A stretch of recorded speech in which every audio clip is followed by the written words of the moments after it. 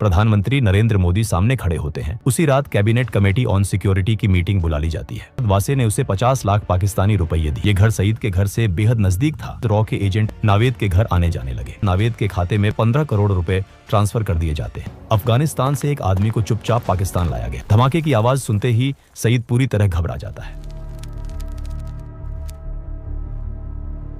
नवंबर 2019 में प्रधानमंत्री आवास के बाहर सुरक्षा असाधारण रूप से कड़ी थी। आधी रात को एक गाड़ी अंदर दाखिल होती है। गाड़ी से उतरते हैं रॉ चीफ सामंत गोयल। उनके हाथ में एक मोटी फाइल होती है जिस पर लाल अक्षरों में लिखा होता है कॉन्फिडेंशियल। करीब 15 मिनट इंतजार के बाद कमरे का दरवाजा खुलता है। प्रधानमंत्री नरेंद्र मोदी सामने खड़े होते हैं और पूछते हैं कि इतनी रात को आने की क्या जरूरत पड़ गई। सामंत गोयल कहते हैं, सर, हमने हाफिज सईद को ढूंढ लिया है। हफीज सईद 26 नवंबर का मास्टरमाइंड जिसके वजह से मुंबई में की मासूम लोग मारे गए थे। हफीज सईद का नाम सुनकर प्रधानमंत्री ने तुरंत एक मीटिंग बुलाई। उसी रात कैबिनेट कमेटी ऑन सिक्योरिटी की मीटिंग बुला ली जाती है।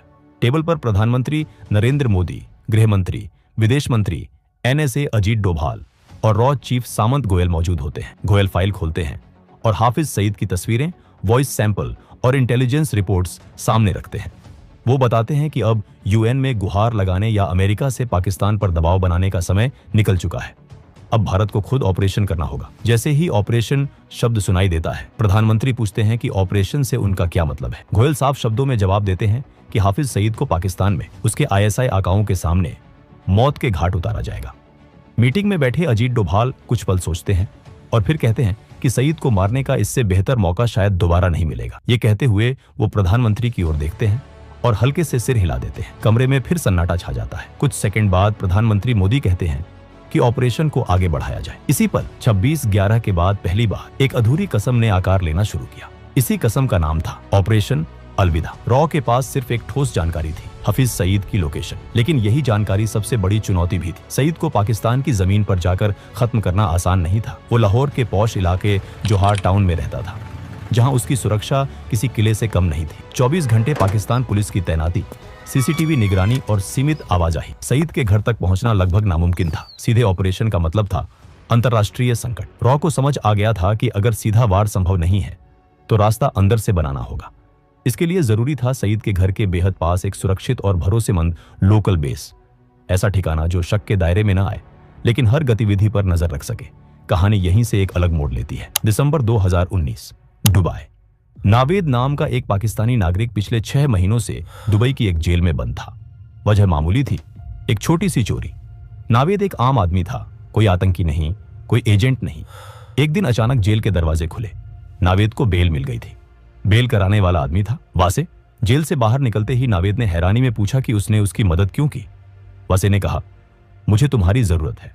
उसने बताया कि उसका कारोबार पाकिस्तान और दुबई दोनों जगह फैला है और उसे एक भरोसेमंद पार्टनर चाहिए। नावेद उलझन में था। वो जानता था कि ये ऑफर असामान्य है, लेकिन पैसों की सख्त जरूरत ने उसकी शंकाओं को दबा दिया। कुछ ही समय बाद वासे ने उसे 50 लाख पाकिस्तानी रुपये दिए। ये रकम नावेद के लिए जिंदगी बदल देने वाली थी। कुछ महीनों बाद नावेद पाकिस्तान लौट आया। यहीं से रॉ की योजना जमीन पर उतरने लगी। एक दिन वासे का फोन आया। निर्देश साफ थे, लाहौर के जौहर टाउन में एक घर किराए पर लेना है। नावेद ने बिना सवाल किए हाउस नंबर 120 किराए पर ले लिया। ये घर सईद के घर से बेहद नजदीक था, इतनी नजदीक कि वहां से उसकी गतिविधियों पर नजर रखना संभव हो सके। नावेद को यह नहीं बताया गया था कि वासे असल में कौन है। सच्चाई ये थी कि वासे रॉ का एजेंट था। जो बेस रॉ महीनों से ढूंढ रही थी वो अब नावेद के घर के रूप में मिल चुका था। इसके बाद रॉ के एजेंट अलग अलग समय पर नावेद के घर आने जाने लगे, कभी कुछ दिनों के लिए, कभी कुछ हफ्तों के लिए। नावेद ने कभी सवाल नहीं किए, वो वही करता रहा जो वासे कहता था। अगले 6 महीनों में रॉ के एजेंट्स ने हफीज सईद की हर गतिविधि को बेहद बारीकी से ट्रैक किया। उसके घर के बाहर क्या हो रहा है, घर के अंदर कौन आ जा रहा है, किस समय कौन सी हलचल होती है, ये सारी जानकारी मिनट दर मिनट दर्ज की जाती रही। जौहर टाउन में बना वो गुप्त ठिकाना अब पूरी तरह काम करने लगा था। ये सारी इंटेलिजेंस लगातार भारत भेजी जा रही थी। दिल्ली में बैठे रॉ चीफ सामंत गोयल हर अपडेट पर नजर रखे हुए थे। ऑपरेशन अब अपने आखिरी चरण के बेहद करीब पहुंच चुका है। इस दौरान एक बात किसी के ध्यान में नहीं आई। नावेद हफ्ते में एक बार अपने परिवार से मिलने जाता था। ये उसकी सामान्य दिनचर्या का हिस्सा था, इसलिए रॉ के एजेंट्स ने इस पर ज्यादा ध्यान नहीं दी। उन्हें लगा कि ये एक आम आदमी की आम जिंदगी है। अब प्लानिंग लगभग पूरी हो चुकी थी। लोकेशन, टाइमिंग, सब कुछ तय था। बस एक आखिरी कड़ी बाकी थी। कुछ ही दिनों बाद वासे का नावेद को फोन आया। उसने नावेद को दुबई आने को कहा। वजह नहीं बताई गई। दुबई में दोनों की मुलाकात होती है। बातचीत के दौरान वासे अचानक एक गंभीर सवाल करता है। वो कहता है क्या तुम्हें नहीं लगता कि पाकिस्तान जिन आतंकियों को पनाह देता है वो गलत है? नावेद बेपरवाही से जवाब देता है, इससे हमें क्या फर्क पड़ता है, वो तो हमारे दुश्मन हिंदुस्तानियों को मारते हैं। वासे कुछ पल चुप रहता है, फिर वो कहता है, मैं एक यहूदी के लिए काम करता हूँ। 26/11 हमले में उस यहूदी ने अपना पूरा परिवार खो दिया था। अब वो तुम्हारे पड़ोसी हाफिज सईद को मारना चाहता है। ये सुनते ही नावेद हैरान रह जाता है। उसके लिए ये सब किसी फिल्मी कहानी जैसा था। वासे आगे कहता है, मुझे सईद को मारने में तुम्हारी मदद चाहिए। नावेद को ये बात मजाक लगती है। वो साफ कहता है कि वो इसमें शामिल नहीं होगा, लेकिन वासे उसे एक और ऑफर देता है। अगर वो मदद करता है तो उसे अपने पूरे परिवार के साथ अमेरिका में बसाया जाएगा, साथ ही करोड़ों रुपये भी मिलेंगे। नावेद के सामने अब जिंदगी का सबसे बड़ा फैसला था। एक तरफ डर, दूसरी तरफ पैसों और सुरक्षित भविष्य का लालच। काफी देर सोचने के बाद आखिरकार नावेद हाँ कह देता है। इसके कुछ ही समय बाद नावेद के खाते में 15 करोड़ रुपए ट्रांसफर कर दिए जाते हैं। ये इस बात का संकेत था कि अब पीछे हटने का कोई रास्ता नहीं है। अब ऑपरेशन अलविदा अपने अंतिम मोड़ पर था। कई हफ्तों की गहन सोच विचार और जोखिम के आकलन के बाद रॉ एक निर्णायक नतीजे पर पहुंची। तय हुआ कि हाफिज सईद को कार बम के जरिए निशाना बनाया जाएगा। नावेद के घर में रह रहे रॉ के एजेंट्स ने चुपचाप एक काली टोयोटा कोरोला खरीदी। इसी गाड़ी के भीतर 300 किलो RDX भर दिया गया।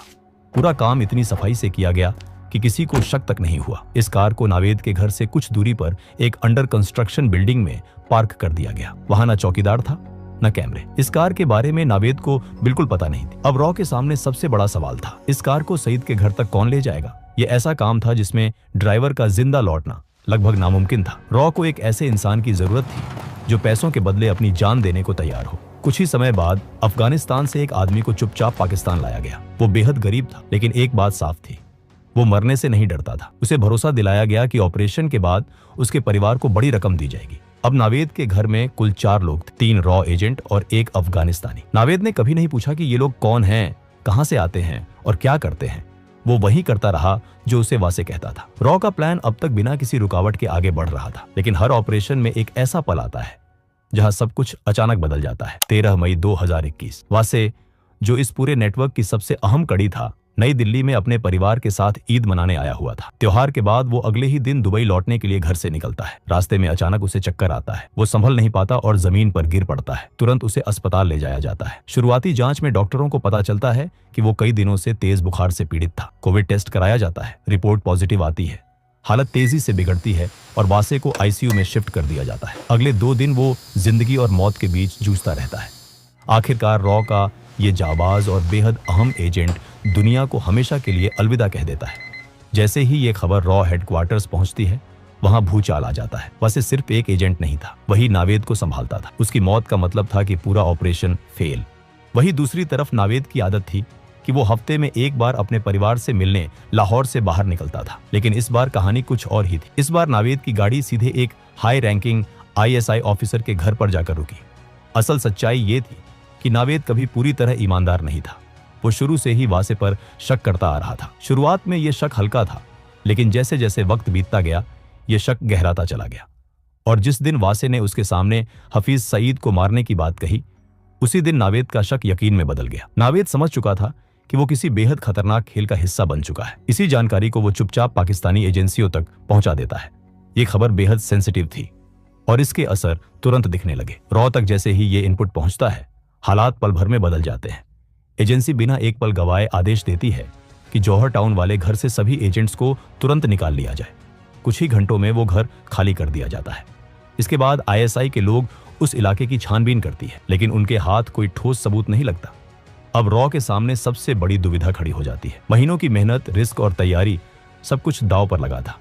सवाल सिर्फ एक था, क्या ऑपरेशन को आगे बढ़ाया जाए या यहीं रोक दिया जाए। इस गंभीर मुद्दे पर एक बार फिर रॉ की एक अहम मीटिंग होती है। मीटिंग में देश के प्रधानमंत्री नरेंद्र मोदी भी मौजूद होते हैं। आखिरकार फैसला लिया जाता है, ऑपरेशन जारी रहेगा। अब कहानी अपने अंतिम अध्याय में दाखिल होती है। जून 2021, लाहौर, सुबह के ठीक 11 बजे। रॉ के एजेंट्स अफगान युवक को पूरी सावधानी से ISI की नजर से बचाते हुए उस अंडर कंस्ट्रक्शन बिल्डिंग तक लाते हैं। यही वो जगह थी जहां पहले से विस्फोटकों से भरी काली कोरोला गाड़ी खड़ी थी। युवक को एक बार फिर पूरा प्लान विस्तार से समझाया जाता है। कहाँ जाना है, कितनी दूरी है और क्या करना है, सब कुछ। युवक शांत था, उसे पता था कि वो वापस नहीं लौटेगा। कुछ देर बाद काले रंग की कोरोला गाड़ी आगे बढ़ती है। गाड़ी के अंदर 300 किलो विस्फोटक भरा होता है। कार तेज रफ्तार में सड़क पर दौड़ने लगती है। और हाफिज सईद के घर के पास पहुंचती है। सईद के घर से कुछ ही दूरी पहले एक चेक पोस्ट बना हुआ था। वहां खड़े पुलिसकर्मी रोज की तरह ड्यूटी पर थे। अचानक उनकी नजर एक तेज रफ्तार से आती काली कार पर पड़ती है। गाड़ी की रफ्तार सामान्य नहीं थी। पुलिसकर्मी तुरंत हाथ उठाकर गाड़ी को रोकने का इशारा करते हैं, लेकिन इससे पहले कि वो कुछ समझ पाते गाड़ी सीधे बैरिकेड से टकरा जाती है और अगले ही पल एक जोरदार धमाका होता है। धमाके की आवाज पूरे जौहर टाउन में गूंज जाती है। आग और धुएं का गुबार आसमान में उठता है। धमाके की ताकत इतनी ज्यादा होती है कि हाफिज सईद के घर की एंट्रेंस, लोहे का गेट और सामने का ढांचा पूरी तरह उड़ जाता है। जो इंसान सालों से भारत में मासूम लोगों की जान लेता आया था, उसी के घर आज मौत दस्तक दे चुकी थी। धमाके की आवाज सुनते ही सईद पूरी तरह घबरा जाता है। उसे समझ नहीं आता कि क्या हो रहा है। डर के मारे वो अपने घर के अंदर सोफे के नीचे छुप जाता है। उसका शरीर कांप रहा होता है। पहली बार उसे एहसास होता है कि खतरा अब सिर्फ भारत तक सीमित नहीं है। हालांकि इस धमाके में सईद बच जाता है और इसी वजह से ऑपरेशन अलविदा अपने अंतिम उद्देश्य में पूरी तरह सफल नहीं हो पाता। लेकिन इस नाकामयाबी के बावजूद एक बात बिल्कुल साफ हो जाती है। सईद अब ये समझ चुका होता है कि वो रॉ से बच नहीं सकता। इस घटना के बाद पाकिस्तान में बैठे छोटे बड़े सभी आतंकियों तक एक साफ संदेश पहुंच जाता है। संदेश में कोई शब्द नहीं होते, लेकिन मतलब बिल्कुल साफ होता है। ये नया भारत है। नया भारत जो सिर्फ चेतावनी नहीं देता, नया भारत जो दुश्मन के घर में भी घुस सकता है और चुन चुन कर वार करने की ताकत रखता है। ऑपरेशन अलविदा भले ही अपने लक्ष्य को पूरी तरह हासिल न कर पाया हो, लेकिन उसने पाकिस्तान में बैठे आतंकियों की रूह कंपा दी। अब वो जान चुके थे कि सीमाएं सुरक्षा की गारंटी नहीं है। दोस्तों, ऑपरेशन अलविदा पर आपकी क्या राय है, हमें कमेंट में जरूर बताइए। अगर वीडियो आपको पसंद आया हो तो इसे ज्यादा से ज्यादा शेयर करें, वीडियो को लाइक करें और चैनल को सब्सक्राइब करना न भूलें।